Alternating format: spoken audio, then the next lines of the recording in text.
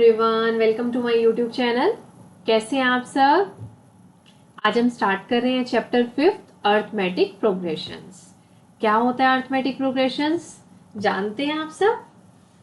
देखिए, हम अगर बात करें, हम अपनी प्रैक्टिकली लाइफ में क्या देखते हैं कि हमारे पास कुछ चीज़ें एक प्रॉपर पैटर्न में होती हैं। मैं आपको कुछ एग्जांपल दूं कि कोई आप ही एक कंपनी में जॉब कर रहे हैं, तो आपको आफ्टर एवरी ईयर कुछ 10% या 5% का इंक्रीमेंट मिलता है। तो वो हमारा परसेंटेज फिक्स है कि आफ्टर एवरी ईयर आपको इतने परसेंट का इंक्रीमेंट मिलना ही है। कुछ अमाउंट आपने बैंक में सेव किया, तो उसके ऊपर आपको इंटरेस्ट मिल रहा है आफ्टर एवरी ईयर, लाइक 7% या 8%। तो ये अमाउंट भी हमारा फिक्स है, इतने परसेंट आपको क्या मिलना है, इंटरेस्ट मिलना है। एक प्रॉपर पैटर्न में हमारा काम हो रहा है। कुछ भी बहुत सारी चीजें हम अपनी लाइफ में देखते हैं, एक लैडर बनी हुई है। देखते हैं आपके बुक में भी एग्जाम्पल दिया हुआ है, एनसीईआरटी में एक लैडर बनी हुई है। उसका भी एक पैटर्न ऐसे बना हुआ है कि इतने सेंटीमीटर डिस्टेंस के बाद इतने इतने गैप पर हमारे पास ऐसे स्टेयर्स बनी हुई है। ठीक है, तो सब चीजें एक प्रॉपर पैटर्न में हो रही हैं, उसको हम अर्थमेटिक प्रोग्रेशंस कह रहे हैं। अगर मैं मैथमेटिकल टर्म में बात करूं पर्टिकुलर नंबर्स के लिए, तो मैंने लिखा 1 2 3 4 एंड सो ऑन। तो ईच नंबर किसे रिप्रेजेंट कर रहा है, टर्म को रिप्रेजेंट कर रहा है। किसे रिप्रेजेंट कर रहा है, टर्म को रिप्रेजेंट कर रहा है। And this is called first term. First number को हम क्या कहते हैं, फर्स्ट टर्म कहते हैं।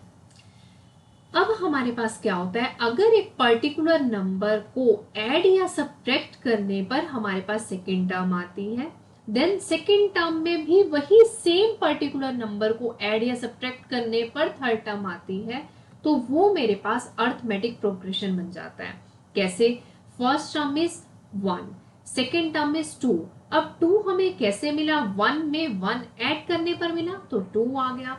देन 3 हमारे पास कैसे आया, जो सेकेंड टर्म है 2, उसमें भी मैंने 1 ऐड किया तो मेरे पास 3 आ गया। देन थर्ड टर्म में, आप फोर्थ टर्म में क्या देखेंगे कि 3 में भी मैंने 1 ऐड किया तो मेरे पास 4 आ गया। अब हर टर्म को लेने के लिए मैं क्या कर रही हूँ, एक सेम नंबर को, एक सेम क्वांटिटी को ईच नंबर में ऐड कर रही हूँ।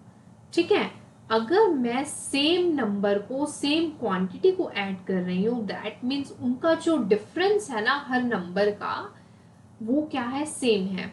जब हमारे पास इस टाइप की एक सीरीज हो जिसमें कॉमन डिफरेंस हमारा सेम हो, तो हम उसे अर्थमेटिक प्रोग्रेशन कहते हैं। मेरे पास यहाँ पर होता 1 3 7 9, तो मैं बात करती, this is the first term. अब 3 कैसे आया, 2 ऐड करने पर आया। मतलब आप सेकेंड टर्म में से फर्स्ट टर्म को माइनस करके फाइंड आउट कर सकते हैं भाई कितना डिफरेंस है।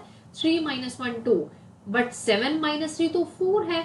9 - 7 कितना है, 2 है। तो कॉमन डिफरेंस सेम नहीं है, दैट मीन्स ये अर्थमेटिक प्रोग्रेशन नहीं है। अगर हमारे पास सभी नंबर्स में डिफरेंस सेम होता है तो वो अर्थमेटिक प्रोग्रेशन बनाता है, अदरवाइज नहीं बनाता। तो हम यहाँ पर बात करें, अगर मेरे पास कुछ भी दिया हुआ है, मैंने 1 2 3 4, ये अभी मैं रिपीट कर रही हूँ, इसमें मैं एक तो सभी नंबर्स को किससे रिप्रेजेंट करती हूँ, टर्म से। ठीक है, ये ध्यान रखना, इसे हम कहते हैं टर्म्स। जो फर्स्ट नंबर होता है उसे हम कहते हैं फर्स्ट टर्म। जो फर्स्ट टर्म होती है उसे रिप्रेजेंट किया जाता है स्मॉल ए से। सेकेंड टर्म हमारे पास आई, फर्स्ट टर्म में कुछ ना कुछ नंबर ऐड या सब्ट्रैक्ट करने से, ऐड भी कर सकते हैं, सब्ट्रैक्ट भी कर सकते हैं। कुछ ना कुछ नंबर ऐड या सब्ट्रैक्ट करने से हमारे पास सेकेंड टर्म आ गई। तो जो नंबर को मैंने ऐड या सब्ट्रैक्ट किया उसे कहा जाता है कॉमन डिफरेंस। क्या कहा जाता है, कॉमन डिफरेंस। अब कॉमन डिफरेंस को रिप्रेजेंट किया जाता है स्मॉल डी से। अगर कॉमन डिफरेंस सभी नंबर्स के बिटवीन सेम है तो ये अर्थमेटिक प्रोग्रेशन हो जाएगा। अगर कॉमन डिफरेंस सेम नहीं है तो ये अर्थमेटिक प्रोग्रेशन नहीं होगा। ठीक है, अर्थमेटिक प्रोग्रेशन को मैं कैपिटल लेटर्स में A.P भी कह देती हूँ, अर्थमेटिक प्रोग्रेशन। ठीक है, अब अगर मेरे पास अर्थमेटिक प्रोग्रेशन में नंबर ऑफ टर्म्स फाइनाइट है, मींस मैंने लिखा 1 2 3 4 5 6, ये 6 पे एंड हो गया, तो ये मेरे पास फाइनाइट अर्थमेटिक प्रोग्रेशन है। बट अगर इसमें नंबर चल रहे हैं, जो मैंने फर्स्ट एग्जांपल लिया, मैंने डॉट डॉट डॉट लगा दिया, मींस इनफाइनाइट है, ये चलता ही जा रहा है, मुझे नहीं पता मैं कितने नंबर्स लूंगी यहाँ पर, तो this is called infinite arithmetic progression. Clear है? छोटी छोटी टर्म्स हैं, फर्स्ट टाइम में क्लियर हो जाएंगे, फिर आगे आप इजीली क्वेश्चन कर सकते हैं। ठीक है, मैंने आपको बता दिया first term, common difference, arithmetic progression क्या है, कॉमन डिफरेंस सेम है तो अर्थमेटिक प्रोग्रेशन है, अदरवाइज नहीं है। फिर मैंने आपको बताया फाइनाइट एपी क्या है और इनफाइनाइट एपी क्या है। देन हम लास्ट पॉइंट करते हैं जनरल फॉर्म ऑफ एपी। अगर आपको एपी बनाने दे दी जाए तो आप कैसे बनाएंगे? फर्स्ट टर्म को तो आप ए से रिप्रेजेंट करते हैं, देन हम सेकेंड टर्म कैसे फाइंड आउट करते हैं? इस ए में आप जो कॉमन डिफरेंस है वो ऐड कर देंगे। यहाँ पर कॉमन डिफरेंस अगर मतलब माइनस का है तो ब्रैकेट लगा के माइनस कर सकते हैं, ऐड करेंगे तो प्लस माइनस माइनस ही हो जाएगा, जब क्वेश्चन करेंगे तो उसमें क्लियर हो जाएगा आपको। तो मेरे पास आ गया ए प्लस डी, ए प्लस 2d, ए प्लस 3d। फर्स्ट टर्म है ए। देखिए मैं यहां से अब देखिए 1 2 3 4, फर्स्ट टर्म थी आपके पास ए, दैट इज 1। फर्स्ट टर्म क्या थी? ए में डी ऐड करो तो क्या है? डी कैसे निकाल रहे हैं हम? 2 माइनस 1 इज इक्वल टू 1। तो यहाँ पे ए में आप 1 ऐड कर दो, 1 प्लस 1 दैट इज 2, तो सेकेंड टर्म आ गई 2। अब ए प्लस 2d, फर्स्ट टर्म थी 1 प्लस 2 इंटू डी कितना था आपके पास? यहाँ पर 1 ही था, 1 plus 2 into 1, 1 plus 2 is equal to 3, तो आपके पास थर्ड टर्म आ गई 3। इतनी चीज क्लियर है? हो जाएगा। तो मेरे पास अगर एक अर्थमेटिक प्रोग्रेशन में 2-3 टर्म्स दी हुई हैं और आपको वो बोल रहा है कि नेक्स्ट 2 टर्म्स को फाइंड आउट करो, तो आप इजीली फाइंड कर सकते हैं। आपको पता है फर्स्ट टर्म ए होती है, देन ए प्लस डी, ए प्लस 2d, ए प्लस 3d, इस तरीके से चलता है। हो जाएगा। अब देखिए, अब इससे रिलेटेड हम क्वेश्चंस करते हैं। Exercise 5.1,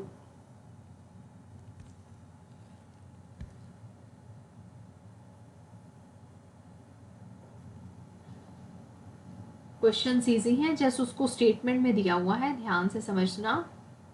exercise 5.1 question number first. Question number first में बच्चे क्या गिवन है, ध्यान से पढ़िए। In which of the following situations does the list of numbers involve make an arithmetic progressions and why? जो हमें क्वेश्चन दिए हुए हैं, किन में अर्थमेटिक प्रोग्रेशन बन रहा है और क्यों बन रहा है। अब फर्स्ट पार्ट आप देखो, the taxi fare after each kilometre when the fair is 15 for the first kilometre and 8 for each additional kilometre. देखिए फर्स्ट पार्ट में वो क्या कह रहा है कि एक टैक्सी का फेयर है आपके पास जो फर्स्ट किलोमीटर के लिए 15 रुपीज है और एवरी एडिशनल किलोमीटर के लिए 8 रुपीज इंक्रीज हो जाता है। जैसे मेरे पास 15 रुपीज तो फर्स्ट किलोमीटर के लिए तो 15 रुपीज हो गया, मतलब अगर आप 1 किलोमीटर जा रहे हैं तो आपको 15 रुपीज तो पे करना ही है। देन आपने 2 किलोमीटर जाना है तो 2 किलोमीटर के लिए क्या हो जाएगा? 15 में मैं क्या कर दूंगी? 8 ऐड कर दूंगी। 15 में मैंने 8 ऐड कर दिया तो ये मेरे पास आ गया 23। देन आप क्या करोगे? इस 23 में 8 ऐड कर दोगे, या आपके पास होता है a प्लस 2d। यहाँ पे d कितना है? 8 है। क्या है? 8 है। तो a क्या था? 15 प्लस 2 इंटू 8, 15 प्लस 2 इंटू 8 हो गया 16, ये कितना हो गया? 5 और 6 11, 1 प्लस 1 2 प्लस 1 3, ये हो गया 31। तो थर्ड टर्म आ गई 31। अगर आपको ऐसे करना है a प्लस 2d से, तो ये तो प्रॉपर मेथड है ही है। अदरवाइज आप क्या कर सकते हैं, अगर आप फर्स्ट टर्म का यूज ना करें तो आप सेकेंड टर्म में भी कॉमन डिफरेंस को जस्ट ऐड कर सकते हैं। लाइक मैंने 23 में ही 8 ऐड कर दिया तो मेरे पास 31 आ गया। अब मैं 31 में ही 8 ऐड कर दूं तो 39 आएगा ना। लेकिन मैं इससे भी करके देखती हूँ, a प्लस 3d, a क्या था? 15 प्लस 3 इंटू डी कितना था? 8। उसने कहा ना ईच एडिशनल किलोमीटर के लिए 8 रुपीज है, तो 8, 3 इंटू 8 24, 15 प्लस 24 39, तो आपके पास 39 आ गया। क्लियर है? तो आपके पास क्या, उसने क्या बोला था? In which of the following situation just the list of numbers involve make an arithmetic progression. Arithmetic progression बना रहे हैं तो 8 इसका कॉमन डिफरेंस है, common difference is same, so they make arithmetic progression and AP is 15। क्या लिखेंगे? 15, 23, 31, 39, जितने भी किलोमीटर जाएगा हम 8 लास्ट जो टर्म होगी उसमें ऐड करते जाएंगे। ठीक है, हो जाएगा यहां तक। Okay, now next part is अब नेक्स्ट पार्ट को ध्यान से समझना, थोड़ा सा कंफ्यूजन आपको लग सकता है बट बहुत इजी है, अगर आपको मीनिंग क्लियर हो जाता है तो कोई प्रॉब्लम नहीं है। सेकेंड पार्ट में बच्चे वो क्या कह रहा है, the amount of air present in a cylinder when a vacuum pump removes 14 of the air remaining in the cylinder at a time. एक सिलेंडर में एट ए टाइम, उसी टाइम पर जो एयर प्रेजेंट है ना, वैक्यूम पंप उसकी amount of air present in a cylinder when a vacuum pump removes 14 of the air, उसका 14th part को क्या कर रहा है, रिमूव कर रहा है। सिलेंडर में एट ए टाइम जितनी एयर प्रेजेंट है, लाइक स्टार्टिंग में एयर प्रेजेंट थी वो तो मेरे पास फर्स्ट टर्म हो जाएगी, देन वो एवरी स्टेप में क्या कर रहा है, सिलेंडर में जितनी air at a time present है उसका 14th पार्ट रिमूव कर रहा है। क्लियर हुई है टर्म? देखिए फिर से, एट ए टाइम सिलेंडर में जो एयर प्रेजेंट थी उसको मैं एज्यूम कर लूंगी, लाइक एक्स मैंने एज्यूम कर लिया। देखिए यहां पे मैं लिख रही हूं, ध्यान से समझना इस पार्ट को। एट ए टाइम जो एयर प्रेजेंट थी मेरे पास,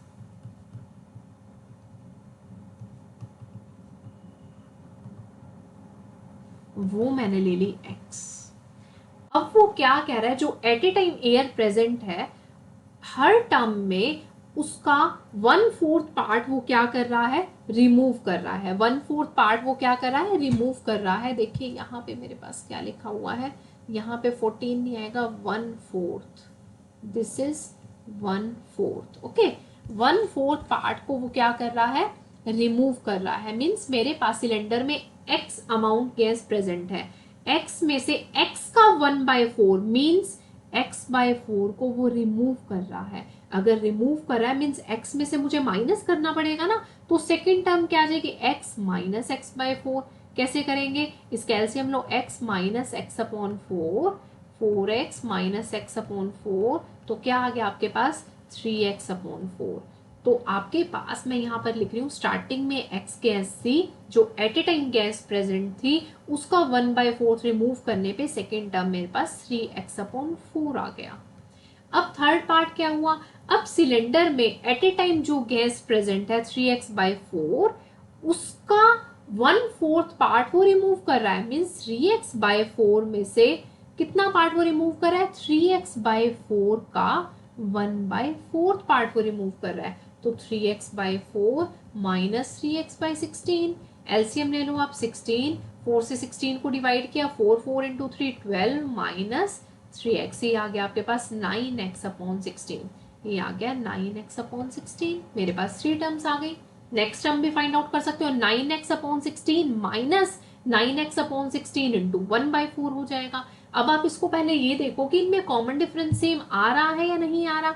हमें तो ये चेक करना है कि ये अर्थमेटिक प्रोग्रेशन बना रहे हैं या नहीं बना रहे, उसने दिया नहीं है, आपको पहले चेक करना है। अब मैं क्या करूंगी, 3x/4 में से आप x को माइनस करके देखें, 4 3x माइनस 4x, ये आ गया आपके पास minus x/4, minus x/4। Then आप नेक्स्ट टर्म के लिए देखो, 9x/16 minus 3x/4, 16 9x minus 4, 4 सा 16, 4 3 सा 12, ये आपके पास आ गया 9 minus 12, that is minus 3x/16। पहले आपके पास आया माइनस x/4, फिर आया माइनस 3x/16। तो क्या कॉमन डिफरेंस सेम है, कॉमन डिफरेंस सेम नहीं है, दैट मीन्स ये अर्थमेटिक प्रोग्रेशन नहीं है, it is not an AP, it is not an AP. ठीक है, हो जाएगा। बस आपने ध्यान रखना है, जो स्टार्टिंग में सिलेंडर में गैस प्रेजेंट है वो है x, उसका 1/4 पार्ट रिमूव हो रहा है। मींस x का 1/4 पार्ट x/4 किस में से रिमूव हो रहा है, x में से रिमूव हो रहा है, तो x माइनस x/4। देन वो कह रहा है कि जो एट ए टाइम सिलेंडर में गैस प्रेजेंट है, तो x माइनस x/4 करके आया, उसका फिर 1/4 पार्ट रिमूव कर रहे हैं, तो 3x/4 माइनस 3x/4 का 1/4। ठीक है, तो मेरे पास मैं देखती हूँ कि मैं एक एपी बना रही हूँ या कि नहीं बना रही, तो वो चेक करने के लिए हम कॉमन डिफरेंस चेक करेंगे, second term minus first term करेंगे, डी आ जाता है, if D is same then it will make an AP, otherwise नॉट। ठीक है, हो जाएगा। ये आपका सेकेंड पार्ट था। अब हम चलते हैं पार्ट नंबर 3 पे। स्टेटमेंट देखो इसकी क्या दी हुई है, The cost of digging a well after every meter of digging, when it costs 150 for the first meter and rises by 50 for each subsequent meter. अब इसके अंदर देखिए क्या आ जाएगा, the cost of digging a well after every meter, इसकी first meter के लिए डिगिंग की कॉस्ट है 150 and rises by 50 for each subsequent meter. जैसे जैसे मीटर इंक्रीज होंगे तो 50 रुपीज कॉस्ट इंक्रीज होती जाएगी। तो फर्स्ट हमारे पास क्या आ गया, ए हमारे पास हो जाएगा 150, ये हम कर रहे हैं पार्ट नंबर थर्ड। फर्स्ट के लिए कॉस्ट 150, देन नेक्स्ट के लिए कॉस्ट 50 रुपीज इंक्रीज हो रही है, दैट इज 200। फिर 200 में 50 इंक्रीज हो रहा है मींस 250, फिर 250 में 50 इंक्रीज हो रहा है तो 300। तो ये मेरे पास क्या बन गया, 150, 200, 250, 300। कॉमन डिफरेंस देखो क्या है, 200 माइनस 150, 50 हो गया। 250 माइनस 200 क्या हो गया, 50। वो तो उसने बोला हुआ है कि हर स्टेप में 50 इंक्रीज हो रहा है, तो कॉमन डिफरेंस सेम है, तो अर्थमेटिक प्रोग्रेशन बना रहे हैं। Yes, it is an AP, हो जाएगा। उसके बाद हम करते हैं फोर्थ पार्ट। फोर्थ पार्ट देखो क्या दिया हुआ है, पहले स्टेटमेंट देखते हैं। फोर्थ पार्ट में क्या गिवन है,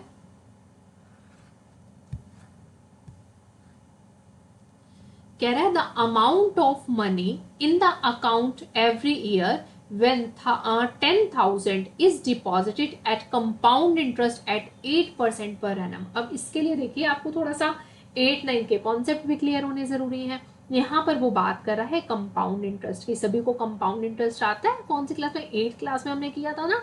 अब कंपाउंड इंटरेस्ट हम कैसे फाइंड आउट करते हैं, क्या होता था, principal into 1 plus R upon 100 की पावर टी करते थे हम। तो यहाँ पर 10,000 प्रिंसिपल दिया हुआ है, कंपाउंड इंटरेस्ट दिया हुआ है 8% पर एनम। तो यहाँ पर आप चेक करेंगे कि एपी बना रहा है कि नहीं बना रहा। अब देखिए पहले फर्स्ट ईयर में वो था 10,000, फर्स्ट ईयर में फोर्थ पार्ट में कर रही हूँ, फर्स्ट ईयर में था वो 10,000। देन वो सेकेंड ईयर के लिए अगर मैं फाइंड आउट करूं तो principal into 1 plus R upon 100 की पावर टी आ जाएगा। प्रिंसिपल था मेरे पास 10,000, 1 प्लस रेट ऑफ इंटरेस्ट कितना है 8% अपॉन 100, टाइम कितना आ जाएगा 1 ही आ गया फर्स्ट ईयर के लिए। तो आप इसे कैसे सॉल्व करेंगे, 10,000 इंटू 100 प्लस 8, 108 अपॉन 100। 20 से यहाँ पे 20 कैंसिल हो जाएंगे, आपके पास आ गया 10800। तो सेकेंड टर्म आपके पास आ गई, यहाँ पे लिख रही हूं मैं 10800। ठीक है, अब उसके बाद हम क्या करेंगे, हम क्या फाइंड आउट कर रहे हैं इसके अंदर, कंपाउंड इंटरेस्ट फाइंड आउट कर रहे हैं। तो थर्ड पार्ट के लिए आप कैसे फाइंड आउट करेंगे, वही principal into 1 plus R upon 100 की पावर कर देंगे, उसमें पावर कितनी आ जाएगी 2 आ जाएगी। तो थर्ड ईयर के लिए मैं फाइंड आउट करूं तो यहाँ पे मेरे पास आ गया 10,000, 1 प्लस 8 अपॉन 100 की पावर, टाइम हो गया 2 ईयर्स के लिए 2। तो 10,000 into 100 plus 8, 108 upon 100 into 108 upon 100। 20 से 20 कैंसिल, 20 से 20 कैंसिल। अब हमें मल्टीप्लाई करनी है 108 इंटू 108। अब इनकी मल्टीप्लिकेशन आप देखो क्या होगी, 8 8 64 हो गया। इनको कंप्लीट आप मल्टीप्लाई करेंगे तो ये हमारे पास हो जाएगा 4 6 6 1 1 1 6 4 1 1 6 4 हो गया।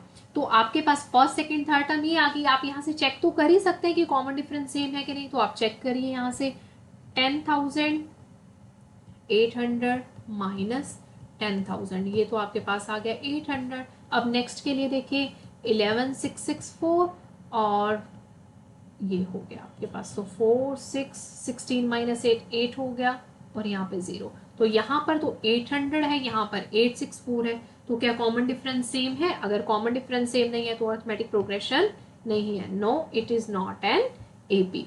बस इसके लिए आपको चेक करने के लिए क्या था, कंपाउंड इंटरेस्ट आना जरूरी था। p into 1 plus R upon 100 की पावर n, एन नहीं सॉरी टी, टाइम जितना भी लेंगे, मतलब फर्स्ट ईयर के लिए लिया तो 1 ले लिया, सेकेंड ईयर के लिए लिया तो 2 ईयर्स ले लिया।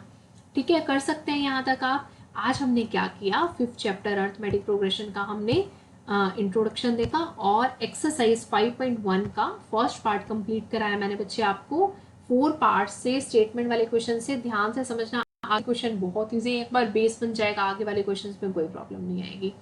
ठीक है, क्लियर हो गया सभी को? अगर कोई प्रॉब्लम है तो आप कमेंट सेक्शन में बता सकते हैं, और जो हमारे चैनल पर न्यू है वो चैनल को सब्सक्राइब करें। वीडियो अच्छी लगे तो लाइक ज़रूर करना। आज के लिए इतना ही, देन हम नेक्स्ट वीडियो में मिलते हैं नेक्स्ट क्वेश्चंस के साथ। Thank you, bye bye.